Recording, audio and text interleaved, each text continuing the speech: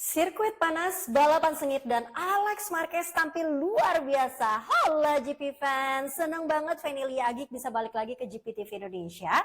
Tapi sebelum memulai podcast hari ini, Feni pengen minta dulu buat kalian semua untuk subscribe channel ini, like, terus gitu komen, dan juga share linknya juga untuk terus support channel kami. Nah, selain itu juga boleh banget untuk follow Instagram dan juga TikTok kami, Instagram @GPTV_Indonesia_ dan TikTok @GPTV Indonesia. Anyway, langsung aja kalau gitu kita akan memulai podcast Malaysian GP bersama dengan Wak Taufik Hidayat. Baik-baik aja? Baik-baik aja, nggak ada masalah, nggak ada beda, nggak ada settingan-settingan khusus gitu ya, atau bannya, atau ride height device-nya nggak ada yang diubah. Wih, kenapa tiba-tiba ride device gitu? Karena ada yang nggak pakai ride height device 10 lap Ini kan kacau betul. Ini gimana sih yang bannya habis bocor kok malah ceria banget sih dibandingkan musim lalu yang 60 kilo lancar-lancar aja? Ya akhirnya setelah 1.800 km itu ban dalam bocor. 1.800 loh, luar biasa saya bilang. Saya malah headshot itu gila nih, 1.800 km kan tercatat kan. 1.800 kilo loh. 1.800 kilo ban dalamnya bocor. Ntar. Mika. Ntar sabar. GP fans, kalau kalian tidak mengikuti Instagramnya Feni dan juga Wak Taufik, jangan shock ya. Ini kita bukan lagi ngomongin ban dalamnya Peko Banyaya atau ban dalamnya pembalap MotoGP. Peko ban dalam, fan. Peko Banyaya nggak pakai ban dalam. Dia hati. Ntar dimarahin netizen. Nggak pakai ban dalam, dia cubles. Bener kan? Astaga, Masya Allah. Ini pembukaannya aja udah gong banget nih. Ini coba tolong lebih serius. Kita lebih serius nih, kita mulai nih ya Wak Taufik ya. Baik, ya. Oke, Wak Taufik, kita langsung memulai Malaysian GP, di mana pada balapan kali ini tuh benar-benar menjadi pembuktian nih Wak, kalau menurut Feni, bahwa nggak cuman soal kecepatan aja, tapi itu tuh juga soal ketenangan, strategi, dan juga manajemen ritme balap dari awal sampai akhir bagi seorang Alex Marquez. Tapi overall nih, seperti biasa nggak sih Sepang itu susah ditebak, Wak Taufik? Bener banget ya. Jadi kalau kita ngomongin Alex Marquez, kita tidak boleh mengesampingkan fakta dulu bahwa akhirnya Alex Marquez berhasil mengunci gelar runner up musim 2025 ini untuk MotoGP, kelas MotoGP, dan ini menjadi sebuah catatan baru di mana semenjak tahun 1949 akhirnya tahun 2025 ini setelah 76 tahun Grand Prix berlangsung, akhirnya ada sibling yang berhasil, atau sibling itu artinya saudara sekandung ya, adik kakak saudara sekandung yang berhasil finish 1-2 di klasemen akhir musim kelas Grand Prix kelas primer, baik itu di 500 cc maupun juga di MotoGP yang sekarang.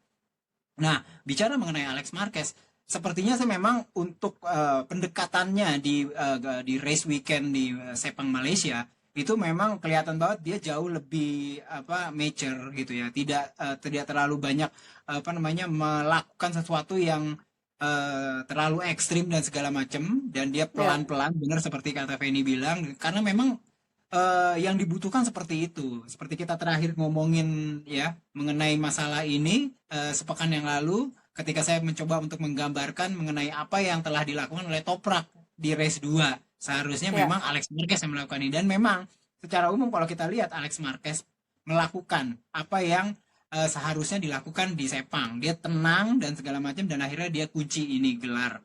Ini juga tidak terlepas dari jeleknya performa Aprilia ya gitu, dan juga sebenarnya adalah kalau dilihat kenapa bisa Alex Marquez bisa mengunci gelar runner up ini di dua tersisa dari seri dari MotoGP 2025, itu kita bisa, kalau misalkan flashback belakang, itu jawabannya adalah karena dia cukup konsisten di paruh musim pertama 2025. Itu luar biasa konsisten, Mr. Konsisten, Mr. P2, kita ingat ya waktu itu ya. Karena dia Mr. P2, terus itu konsisten banget, P2, dan akhirnya ya kayak gini, sangat jauh untuk seorang Pecco Bagnaia ataupun Marco Bezzecchi untuk bisa menjegal dari poin yang diperoleh oleh Alex Marquez. Itu udah hampir mission impossible sih kalau saya bilang ya, walaupun memang punya peluang tapi berat gitu untuk bisa menjegal runner up dari musim ini gitu kalau untuk seorang Alex Marquez. Dan ini menjadi sebuah catatan tersendiri yang benar-benar sangat fantastis buat timnya sendiri, Gresini Racing. Karena Gresini Racing catatannya di Sepang ini luar biasa, menang banyak. Kalau saya bilang, saya tulis dalam artikel tuh artinya Gresini Racing tuh benar-benar menang banyak di sini. Selain dari Dalam arti sebenarnya ya. beneran arti sebenarnya literally gitu, beneran menang banyak, runner up. Terus habis itu dia juga dengan Fermin Aldeguer, ya walaupun dia harus diturunkan ke posisi 7 pada saat sprint karena regulasi tekanan ban, tapi dia tetap bisa mengunci gelar dari Rookie of the Year 2025 mengalahkan Ai Ogura. Terus habis itu yang berhasil mereka konfirmasi setelah balapan utama, balapan di hari Minggu itu adalah akhirnya mereka tercatat sebagai tim satelit atau tim independen terbaik 2025. Ini sebuah gelar yang menurut saya yang terakhir ini ya, yang tim independen terbaik. Ini sebuah gelar yang menurut saya sih cukup value ya. Value-nya gede banget. Kenapa? Karena yang dikalahkan adalah tim Ducati yang punya spek gitu, yang punya spek atau ya punya spek ya. Spek itu lebih factory daripada Gresini Racing, yaitu VR46 Racing yang disupport oleh Pertamina Enduro. Menurut saya jadi ini tuh sebuah yang ya itulah kenapa menang banyak. Jadi sebenarnya 3 gelar ini di wrap up di satu seri itu sebuah pencapaian yang bagus. Ditambah lagi seakan-akan mereka tahu ya mereka akan ngunci gelar tim independen terbaik. Mereka tampil di balapan Sepang ini dengan livery yang menurut saya sih luar biasa bagus gitu ya. Lebih biru ya, lebih mirip Yamaha. Ya, terus habis itu menurut saya lebih solid lah warnanya. Tapi nggak tahu apakah di tahun depan akan pakai warna yang begini atau balik lagi ke biru pucat yang seperti biasa dipakai gitu. Sepakat, menang banyak dalam arti sebenarnya untuk Gresini, terutama di GP Malaysia ini sendiri, dimana juga ternyata setelah MotoGP Sprint itu selesai, ditanya Alex Marquez itu mengatakan bahwa ternyata dia itu ada rasa nervous, dia itu merasa kaku banget di atas motornya selama balapan sprint. Dia ngerasa balapannya itu lama banget, padahal sprint kan setengahnya aja kan dari 20 laps. Dia mengatakan seperti itu karena dia tahu bahwa wah di sini aku bisa mengunci gelar runner up di bawah kakak aku persis gitu. Ternyata dia segrogi itu ya, Taufik ya. Iya. Oh, ya kelihatan sih memang ya, dia akhirnya finish posisi 2 sih sebenarnya di balapan sprint kan. Memperlihatkan bahwa memang kayaknya memang ada sedikit pressure di situ tapi pressure-nya bukan dari orang dan bukan dari luar, lebih karena dia tahu bahwa dia punya fakta seperti itu sehingga dia dihadapkan ke fakta yang akan dia peroleh nanti di pasca balapan sprint. Jadi ya sedikit mempengaruhi apa yang ada dalam diri Alex Marquez sendiri pada saat balapan sprint. Dan untungnya dia bisa finish posisi 2 dan akhirnya bisa kunci gelar itu gitu. Yes, benar banget. By the way nih, mumpung kita lagi ngomongin soal Alex Marquez nih ya, Wak Taufik. Ada pertanyaan yang menurut Feni pertanyaannya ini tuh cukup menarik dari salah satu GP fans atau tepatnya dari Emery. Jadi dia nanya nih ke Wak Taufik, apakah by data nih, jika Marc Marquez tidak ada di musim ini, apakah Alex Marquez itu bisa menjadi juara dunia? Mungkin.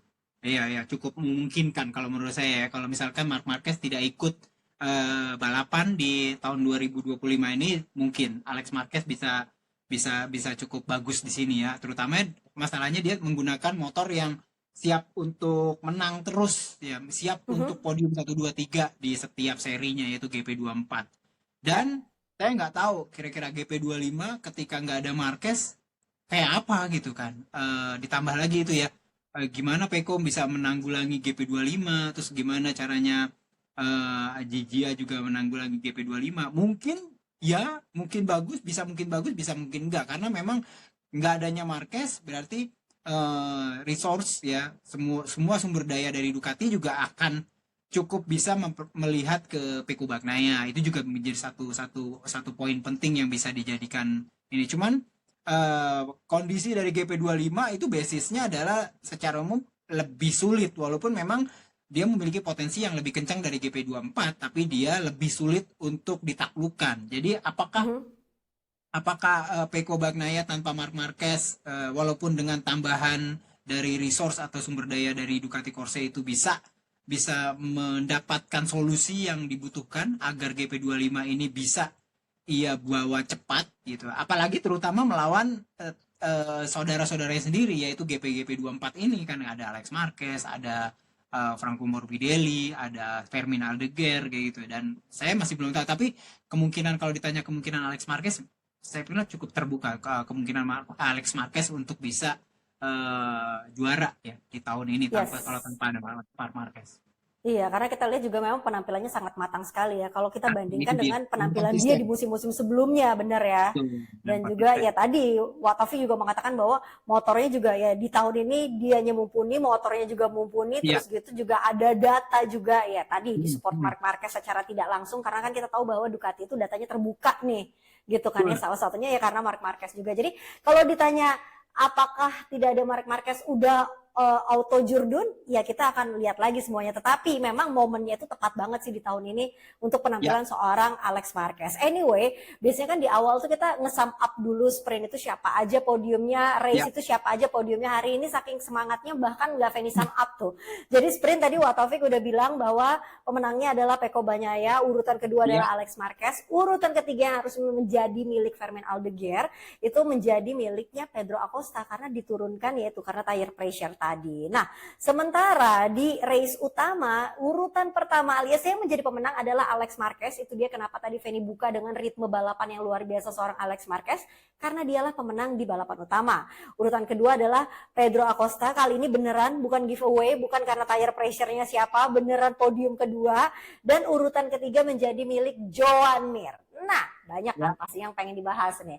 Tapi yang Feni pengen bahas terlebih dahulu adalah penampilan Pecco Bagnaia di sprint. Dimana Pecco Bagnaia, kalau kita lihat dari hari Jumat, kemudian Sabtu pagi, sampai akhirnya sprint, sampai akhirnya dia menang, kita lihat dia itu lebih santai di sini. Santai itu maksudnya adalah mentalnya kayak lebih rileks dibandingkan di seri sebelumnya.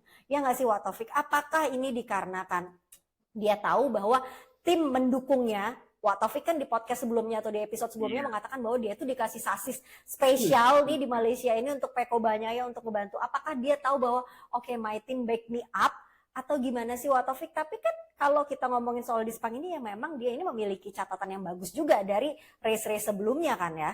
Iya betul banget. Seperti kita ketahui ya bahwa memang rekor pole position aja sih sebenarnya rekor lap time tercepat di Sepang masih dia yang pegang dari tahun 2024 dan tahun 2025 ini nggak sempat kepecahkan kan ya. Nah, saya lihat dia cukup cukup tenang walaupun di beberapa kali pertanyaan dia merasa bahwa feelingnya bagus, good, tapi tidak sebagus Jepang memang. Tapi lebih bagus lah bila dibandingkan dengan Indonesia ataupun dibandingkan dengan feeling dia waktu pada saat di Australia. Sepertinya sih memang karena sasis baru atau ya nggak tahu sasisnya diapain gitu ya. Terus ya yang kita bisa lihat lah ya sebenarnya betapa sebenarnya Pecco Bagnaia itu juga cukup baik ya, terlepas dari masalah dia bannya bocor di balapan utama. Itu kita bisa lihat di balapan sprint waktu dia menang ya. Itu dia punya masalah sebenarnya dalam 10 lap tersebut, yaitu right head device-nya itu tidak aktif. Tidak bisa diaktifkan, tidak bisa diaktifkan. Artinya right head device hanya bisa diaktifkan pada saat start untuk bisa menurunkan bagian belakang, suspensi belakang diturunin, suspensi depan kan caranya ya di hard brake kayak gitu kan. Jadi ini tapi setelah itu ternyata menurut Pecco Bagnaia itu right head device itu tidak bisa diaktifkan menggunakan tombol. Ya artinya tidak bisa digunakan sepanjang 10 lap sprint itu. Jadi 10 lap itu Pecco Bagnaia mau dia lurus terus habis nikung, awal mau nikung keluar tikungan, right head device kagak bekerja sama sekali. Ini sih menurut saya sih ini artinya benar-benar sesuatu yang which is bagus, artinya gini, udah Pecco Bagnaia banget, artinya dengan permasalahan motor yang benar-benar cukup serius kalau saya bilang ya, right head device nggak jalan ya. Untungnya nggak jalannya bukan pada saat dia turun terus nggak bisa dinaikin. Itu kan kasusnya KTM kebanyakan ya, dengan nyalet dan ceper aja gitu kan, nggak bisa dinaikin. Tapi ini nungging tapi nggak bisa diturunin kayak gitu, nggak bisa diturunin sama sekali. Jadi ini tuh bermasalah kata Pecco Bagnaia ketika di straight. Di straight itu dia tidak bisa super kenceng karena posisi motornya nggak bisa ceper gitu ya. Cuman ternyata dia mendapatkan feedback yang bagus bahwa ternyata dengan kondisi ini itu pada saat keluar tikungan ternyata lebih bagus. Lebih bagus bila dibandingkan dia harus naikin dulu atau dia engage dari right hand device-nya. Kan kalau pada saat mau masuk tikungan gitu ya, itu kan right hand device-nya kan diaktifin kan pada saat masuk tengah tikungan, terus bagian belakangnya turun. Keluar tikungan dinaikin lagi gitu kan.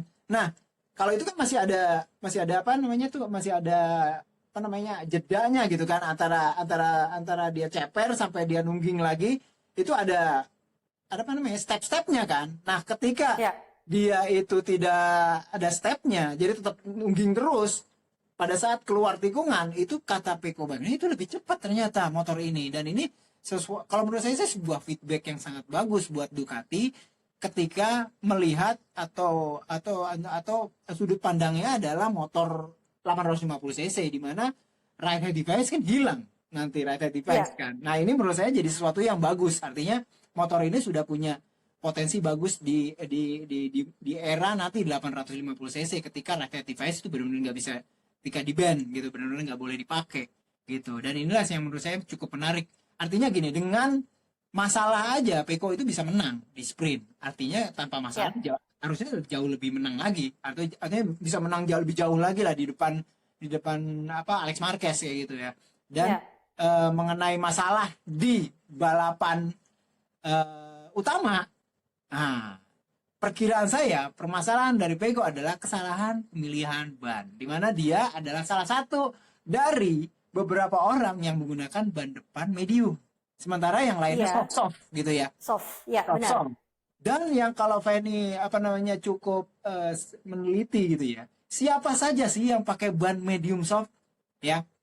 Pecco Bagnaia, Marco Bezzecchi, Luca Marini, tiga-tiganya ini dari pabrikan berbeda, tapi dari satu kampung yang sama. Itu kan, itu menariknya loh. Kenapa tiga-tiga ini yang dari satu range yang sama, satu akademi yang sama, itu menggunakan ban yang sama, medium soft. Padahal mereka itu dari pabrikan yang berbeda. Ya, selain dari memang Michelin juga memberikan input bahwa ya memang medium boleh dipakai, bisa dipakai gitu ya. Dan akhirnya Pecco Bagnaia, Bezzecchi, Marini yang kebetulan memang berasal dari VR46 Academy itu menggunakan medium soft. Saya bilang, wah, sesuatu yang menarik nih, berarti di antara mereka ada obrolan sebelumnya, berarti oke, kita pakai medium soft. Akhirnya ya gitu, semuanya pakai medium soft. Pecco gak salah, dia nggak bisa ke depan, yang pasti walaupun dia masih tetap di 3 dan akhirnya dibocorin bannya sama karbon kan, gitu kan, karbon serpihan itu. Terus habis itu Bezzecchi masalahnya ban juga kesalahan, dan ini diucapkan sama Massimo Rivola sendiri. Permasalahan Bezzecchi salah satunya adalah pemilihan ban yang salah, terutama ban depannya kayak gitu. Marini belum ada informasi baik dari Marini sendiri maupun dari Honda RC sendiri mengenai ban medium ini kayak gitu kan. Iya sih, tetapi meskipun sebelumnya nih ya, sebelum dia itu tuh ada masalah dengan bannya, kan dia juga terlihat bahwa kayak gampang banget disalip ya, itu tadi juga ya, mungkin karena bannya belum panas juga ya, dia pakai medium, yang nyelip juga pada pakai soft gitu kan ya. Cepat panasnya, betul. Yes. Betul. I see, oke. Ini sangat disayangkan sih, dan yang lebih disayangkan lagi, why sialnya itu kenanya Pecco Bagnaia lagi-lagi, why gitu. Maksudnya emang Marco Bezzecchi juga tadi ada masalah juga dengan bannya seperti yang diceritakan oleh Wak Taufik, tapi kan Pecco Bagnaia ini lagi mencoba untuk mengembalikan mentalnya lagi mencoba untuk meraih podium, dan sebenarnya kalau dia tidak ada masalah dengan ban itu, mungkin sekali dia berada di podium ketiga gitu loh. Lagi-lagi Pecco Bagnaia gitu yang kena sial. Kan kalau bisa mengartikan omongan Fanny adalah itu ada 20 pembalap. Kenapa itu karbon milihnya Pecco gitu kan? Maksudnya gitu. Iya kan? Iya loh. Banyak banget pembalap itu balapan gitu kan. Udah berlap-lap juga. Tapi kenapa itu si karbon milihnya Pecco gitu kan? Saya juga nggak habis pikir itu sampai sekarang. Iya. Kita lanjutin obrolan ini, dan jangan lupa juga ya Wak Taufik ya, kalau kita ngomongin soal GP Malaysia ini, kita tidak boleh mengesampingkan para pebalap-pebalap pabrikan Jepang gitu kan ya. Karena itu tuh dari hari Jumat itu tuh kita bisa lihat bagaimana para pembalap Jepang ini ada 4-5 yang di sesi praktis itu tuh untuk hari Sabtunya langsung ke Q2 gitu kan ya. Kemudian juga penampilan Joan Mir juga luar biasa, gokil. Mio Karbu diasepin, Ducati beneran diasepin. Ini Ducati dalam arti sebenarnya bukan Lenka yang dicap Ducati gitu kan ya. Beneran juga diasepin gitu. Iya kan, kayak why gitu. Kenapa nih tiba-tiba pabrikan Jepang di Malaysia ini kok bisa kompetitif gitu? Yang paling gampang jawabannya adalah karena secara data faktanya adalah mereka memiliki jam tes yang jauh lebih banyak sebelum dari balapan. Ya kayak misalkan paling gampang adalah kalau Feni bisa lihat timelinenya dari Alex Espargaro, itu setelah Grand Prix Indonesia dia terbangnya langsung ke Malaysia melakukan tes terakhir di sana sebelum jeda waktu 2 minggu. Kan kalau nggak salah tes private itu boleh dilakukan karena mereka adalah konsesi kelas D, tapi ada batas waktunya sebelum 2 pekan. Ya, sebelum Grand Prix diadakan di sana. Jadi sebelum hari Kamis hitungannya 2 pekan kayak gitu. Dan HRC menggunakan jeda waktu tersebut untuk melakukan tes di sana. Jadi ya saya pikir motornya udah siap banget sih. Beberapa setup pasti udah siap. Kayak misalkan gear map, ya gear map itu artinya di gigi berapa, di setiap tikungan berapa, di gigi berapa, terus habis itu di straight ini tikungannya gearnya berapa, dan Anda harus turun berapa gigi pada saat pada saat downshift, pada saat memasuki tikungan A, tikungan B, tikungan C. Itu udah siap semua. Mereka tuh udah siap semua, setup gearbox dan semuanya udah siap. Jadi tinggal terakhir itu finishing touch-nya dari para pembalap sih. Dan ini tuh cukup memangkas waktu riset buat balapan, saya pikir. Terlebih lagi kalau kita tahu itu hari Jumat, kita itu artinya dihalangi oleh cuaca hujan, sehingga pabrikan-pabrikan Eropa yang lain yang tidak melakukan pengetesan di sini itu juga memperoleh hambatan, waktunya kehilangan. Udah mereka waktunya kehilangan, mereka tidak melakukan pengetesan sebelumnya. Jadi ya terutama ini hadir di Aprilia terutama ya. Kalau Ducati mungkin punya banyak data dan dia udah biasa kuat di sini. Jadi oke lah gitu ya. Cuman kalau kayak Aprilia ini motornya jauh lebih baru, mereka harus mengais-ngais gimana nih caranya terus dengan waktu yang sangat sedikit, dan akhirnya ya itu bukan agak berantakan, bisa dibilang berantakan. Aprilia ya nggak lolos ke Q2 setelah menguasai Australia. Itu sebuah grafik yang sangat fluktuatif banget, ekstrim banget dari atas terus di bawah gitu loh. Kalau menurut saya sih sesuatu yang hampir bikin orang geleng kepala, nih ada apa dengan Aprilia kok begitu sangat ekstrim fluktuasi dari performa mereka. Dan ternyata itulah penjelasannya yang langsung diberikan oleh Wak Taufik. Terima kasih Wak Taufik, karena setidaknya kita tahu nih, bukan tiba-tiba aja di seri tersebut bagus atau bukan tiba-tiba aja di seri tersebut jelek. Jadi memang sudah ada riset yang dilakukan dari sebelumnya, sementara yang satunya mungkin datanya kurang dibandingkan pabrikan-pabrikan yang lainnya. Anyway, masih ngomongin soal pabrikan Jepang nih, Feni penasaran. Jadi apa sih hasilnya nih menurunkan seorang Augusto Fernandez sebagai pebalap wildcard dan terutama juga menyoba mesin V4 ini untuk sisi Yamaha nih ya.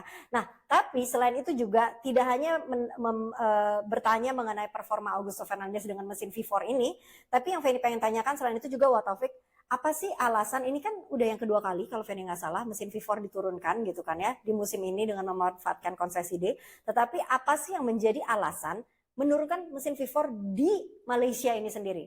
Jadi memang pada dasarnya keputusan Yamaha untuk bisa menurunkan V4 adalah mencari data yang pasti tetap, karena ini motor baru, tapi mencari datanya di situasi yang berbeda bila dibandingkan dengan tes-tes sebelumnya yang dilakukan di Eropa. Pasti beda banget.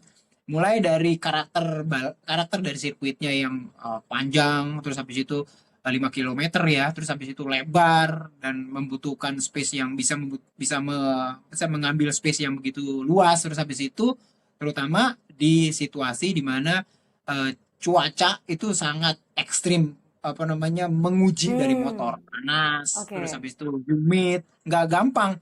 Karena gini, ini penting juga. Kenapa? Karena pada situasi panas dan humidnya dari Sepang itu pada dasarnya membuat oksigen itu malah, saya pernah dengar baca bahwa ini sebenarnya oksigennya jauh lebih sedikit bila dibandingkan misalkan balapan di Jepang. yang dingin, terus habis itu cuacanya so-so 20-an di bawah 30-an gitu ya. Oke, itu malah terlepas dari ketinggiannya juga cukup tinggi ya di Motegi, tapi itu oksigennya lebih banyak. Nah, pada saat cuacanya benar-benar sangat panas itu kadang-kadang oksigennya juga jadi cukup rendah gitu kan. Ya, jumlah oksigennya pada saat pada oksigen itu pada kita ketahui itu dibutuhkan untuk pembakaran motor. Kalau oksigennya kurang, maka power akan turun gitu kan pada dasarnya. Tapi ini berlaku pada semua semua semua motor, nggak hanya Yamaha aja. Cuman tujuannya Yamaha adalah menguji motor ini di situasi dan kondisi di mana memang ini kayak gini, humid dan panas dari motor. Jadi Oke. benar-benar dites bener.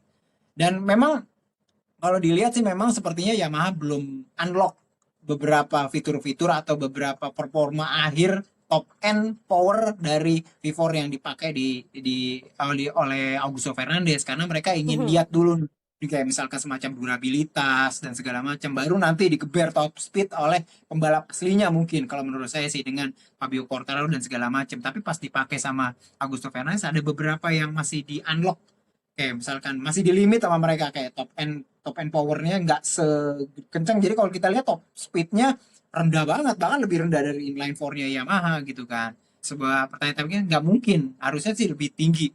Nah sepertinya ya kayak gitu, dan ini menyebabkan saya berpikir bahwa kayaknya masih ada yang di unlock. Oke, jadi kalau kita membahas soal V4 itu ya Watafik, ini tuh Ya, menarik sih dengan apa yang dikatakan oleh seorang Fabio Quartararo. Emang sih Watafik kan ngejelasin barusan emang ada sesuatu yang belum di-unlock sama Yamaha dan itu emang sangat wajar banget nunggu pembalap aslinya gitu kan ya.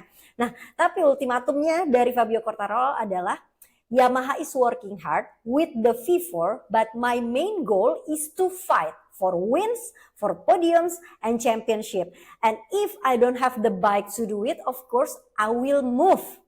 Jeng ya, jeng gak tuh? ya, oke sih, nggak masalah sih. Ya, dan Tapi itu katanya sempat. deadline-nya Valencia test loh. Iya, Valencia Test. Dan saya pikir kalau mungkin ya, kalau kayak begini mungkin yang akan dilakukan oleh Yamaha adalah mengunlock ya, apa namanya, top end power dari motor ini, dan akan diperlihatkan kepada Fabio Quartararo. Oke deh, boleh deh 2 lap 3 lap, lu pengen tahu kan misalkan top speednya berapa, silakan Hmm. karena tapi setelah itu dibalikin lagi mungkin ya, dibalikin lagi, di lock lagi, di limit lagi. Perkiraan saya kayak gitu. Cuman kalau menurut saya sih, ini sih semacam kayak mencoba untuk mencari bargaining positionnya pada saat nanti selesai 2026, di mana kontraknya Fabio Quartararo selesai dengan Yamaha. Cuman Mhm. kalau saya pikir, Yamaha sih seharusnya sih ya, oh ya memang memang susah untuk mencari pembalap dengan skaliber Fabio Quartararo yang bisa dibilang memang salah satu pembalap top lah gitu lagi, top, paling paling Ya. bertalenta juga di line up pembalap MotoGP sekarang. Susah untuk nyari kayak gitu. Cuman kalau menurut saya, kalau misalkan mereka membiarkan Fabio Quartararo misalkan keluar, akan ada bingung juga nih apa namanya, pabrikan-pabrikan lain ya. Mungkin kecuali Honda ya saya pikirnya. Selain Honda, saya pikir nggak ada yang bisa mengambil Fabio Quartararo pasca 2026 dengan gajinya dia yang udah di atas, yang udah 2 digit. Iya loh. Menurut saya nggak ada. Paling gede loh saat ini Iya, ya. 2 digit sekarang, udah di atas 10 kan. Gitu. Siapa yang coba? Aprilia, oke, Aprilia mungkin banyak orang berpikir bahwa Aprilia pas nih kalau iya, tapi bisa bayar nggak? Maksudnya gitu, kecuali Fabio mau menurunkan. Kecuali Fabio mau menurunkan, kalau dia pengen menang terus Hmm. tapi dia mau turunin, oke, pindah ke Aprilia. Tapi kalau Fabio juga matok harganya tetap di 2 digit, kayaknya sih berat sih untuk Fabio, untuk Aprilia untuk bisa bisa apa namanya, bisa bisa bisa ngambil Fabio Quartararo kayak gitu ya, dengan apa, ngambil Jorge Martin aja, si siapa, mesti telepon Piaggio Group, ya kan, masih Ya, Mourinho kan ya, langsung telepon Piaggio Group, bukan lagi bosnya ya, dia, langsung ke Piaggio ya, Groupnya telepon, bisa nggak nambahin dikit, karena nih Jorge Martin udah dibeli, ingat kan cerita waktu itu kan, dia ya, langsung teleponnya ya. Piaggio Group kayak gitu. Nah apalagi kayak gini, wah 2 digit bos gini, gimana nih ceritanya, mau rapat dulu. Ngeri juga sih, Iya, tapi iya, kita itu kan kayak berharap gitu. Jadi bahwa ini sih lebih ke ya. bargaining position sih ya. Tapi kalau saya pikir sih Yamaha, ya terakhir juga sempat di cross check dengan oleh Jack Appleyard ya. ketika ditanya masih mau Maragali, seperti tanya, wah gimana nih Fabio sempat ngomong seperti yang Feni bilang kayak gitu. Gimana pendapat Anda? Oh, oke, hubungan kami dengan Fabio masih oke-oke aja. Kami masih memiliki kontrak sampai 2026 dan sekarang juga masih oke-oke aja. Nggak dijawab sih memang sama masih mau Maragali. Cuman saya pikir akan Ya. seperti itu. Minimal mungkin nanti di Valencia Test akan dicoba diperlihatkan ke Fabio Quartararo apa namanya performa top end-nya. Walaupun memang performa top end belum menjawab gitu ya. Top speed lah minimal gitu kan. Top speednya belum bisa menjawab. Harus benar-benar komplit kan paket dari motor itu. Gimana dia belok, Ya. bagaimana kecepatan pada saat nikung dan segala macam. Tapi ya saya pikir nanti di Valencia Test akan diperlihatkan ke Fabio Quartararo bagaimana potensi dari V4 ini gitu. Mudah-mudahan ya kayak gitu sih ya. Yes.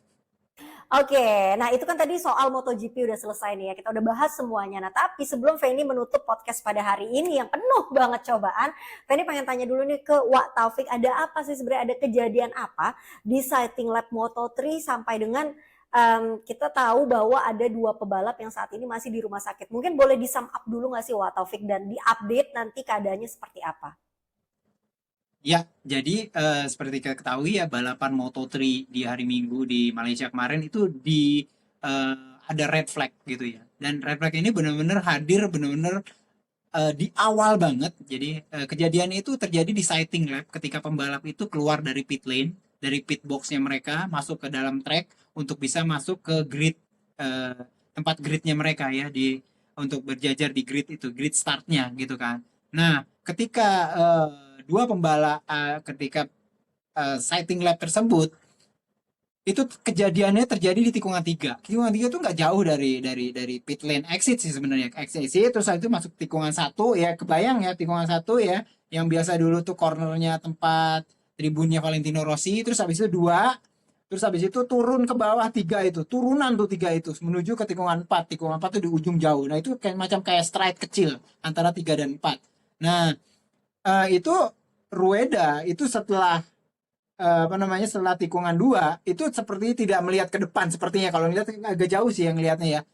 Terus habis itu di depannya itu ternyata ada pembalap yang melambat dari CIP Green Power ya kalau nggak salah, itu Noah Detwiler, itu pembalap Swiss itu. Emang itu pelan banget dia, tapi dia udah berada di pinggir, jadi bukan di tengah tapi di pinggir. Kayak dia Oke. sedang mengecek sesuatu gitu ya, sedang mengecek sesuatu dari motornya, pelan kayak gitu. Dan sementara di belakangnya itu kenceng si siapa si Jorge apa Rueda gitu ya. Rueda tuh kenceng banget dari tikungan 2, tikungan 3, terus habis itu menabrak bagian belakang dari Noah Detwiler. Dan sepertinya Noah tuh tidak tahu dia ditabrak. Artinya benar-benar nggak tahu bahwa dia bakalan ditabrak. Jadi nggak siap sesuatunya gitu kan. Sementara banyak yang menanya kenapa kok kayak si Rueda nggak ngelihat, karena itu stride juga cukup panjang. Sebenarnya ada waktu untuk bisa bereaksi kalau wah ternyata ada orang di depan saya yang pelambat Hah? gitu ya. Dia bisa menghindar masuk ke agak sedikit ke kanan, artinya ke tengah dari badan sirkuit. Nah, Hah? inilah yang jadi sepertinya dua-dua ini lagi sibuk gitu ya. Yang pertama itu adalah perkiraan saya itu kayak sedang lihat ke bawah juga si Noah Detwiler yang pakai wear pack hijau itu dia kayak ngelihat motornya entah ngecek apa karena baru keluar dari setting lab dia pasti harus ngecek banyak hal dan dari motornya kan. Sensor apa di dashboard segala macam. Terus si Rueda juga datang dari belakang juga kayak nggak ngeliat ke depan, kayak dia sedang ngecek sesuatu tapi kenceng gitu loh, kayak dia lagi ngecek ini Hah? remnya kayak gimana atau koplingnya kayak gimana kayak gitu ya, atau mungkin ya sensor-sensor atau apa namanya indikator-indikator saya nggak tahu kayak gitulah. Nah akhirnya terjadilah crash tersebut dan akhirnya itu dua pembalap tersebut dibawa airlift menggunakan helikopter ke rumah sakit di apa namanya di Kuala Lumpur. Dan karena helikopternya kepake ke Kuala Lumpur, maka balapan harus ditunda, red flag. Harus ditunda, kenapa? Harus ada helikopter yang ready. Helikopter Oh iya ambulan kan benar. tidak ready Hah? dulu. Jadi red Ya. flagnya lama itu bukan karena dia ngebersihin segala macam, tapi lebih menunggu dari helikopter. Karena Ya. balapan baru boleh dilaksanakan kalau helikopter ada di tempat. Gitu. Sama seperti kayak dulu di Jepang, balapan boleh bisa dilakukan kalau helikopter boleh terbang, bisa terbang. Waktu itu kalau nggak salah Ya. kondisinya nggak hujan, cuman kondisi Hujan. Ya, ya. environmentnya tidak bisa, dia visibilitasnya rendah jadi helikopter nggak bisa terbang. Nah itu bisa jadi balapannya juga red flag kayak gitu, karena helikopter nggak bisa terbang. Kalau ada sesuatu kita nggak bisa ngapa-ngapain gitu loh. Dan ini bener sih kalau red flagnya bener. Tapi ya kejadian inilah kalau menurut saya sesuatu yang eh, harusnya bisa diminimalisasi oleh kita dari untuk MotoGP secara umum. Dan inilah yang membuat saya tadi tuh saya caps lock laptop saya tulis di mana di pakai bahasa Inggris di X di Twitter sesuatu yang menurut saya bisa meminimalisasi kejadian yang mengerikan seperti yang terjadi di sesi apa namanya sesi sighting lab dari Moto3, yaitu kembalikan yang namanya warm up session dari Moto3 dan Moto2. Seperti kita ketahui sekarang sesi warm up Moto3 Moto2 nggak ada gara-gara mesti diganti yang namanya parade gitu loh. Gitu Ya. loh. Jadi bukan artinya paradenya di delete, tapi ya gimana caranya lah parade tetap ada. Tapi ini karena penting. 10 menit aja penting kalau menurut saya. Untuk ngecek motor sebenarnya. Untuk pada saat balap. Nah, sesi warm up ini dibutuhkan menurut saya. Bukan buat, wah gimana settingan kencang. Bukan hanya settingan kencang. Jadi memang seperti yang saya tulis di X, di Twitter tadi pagi ya, di Senin pagi ini dengan caps lock semuanya caps lock saya tulis kapital semua karena apakah bisa apa namanya sesi warm up dari Moto3 dan Moto2 dikembalikan ada lagi. Nggak apa-apa lah, nggak panjang-panjang itu. 10 menit itu menurut saya juga cukup cukup penting dan memang dibutuhkan untuk bisa melihat bagaimana kondisi motor itu benar-benar siap semuanya, indikator kah, itu sambungan-sambungan antara hose selang segala macam atau baut mungkin baut-baut yang kecil gitu ya, dan hanya bisa dilihat ketika motor ini udah dipakai di track. Satu lap biasa sighting, terus habis itu satu lap untuk time attack, terus satu lap lagi buat balik. 10 menit cukup menurut saya. Baik untuk Moto3 dan Moto2. Jadi nggak hanya MotoGP doang yang diberikan kesempatan untuk warm up. Karena ini persiapan yang menurut saya cukup cukup krusial untuk melihat kesiapan dari motor ini sendiri. Dan kalau ini bisa dilakukan, nggak ada kejadian lagi tuh Rueda ngeliat-liat ke bawah, gini motornya udah bener apa belum. Karena cuma hanya itu waktu dia untuk bisa meyakinkan bahwa motornya berjalan dengan oke. Baik itu juga dengan Noah Wheeler.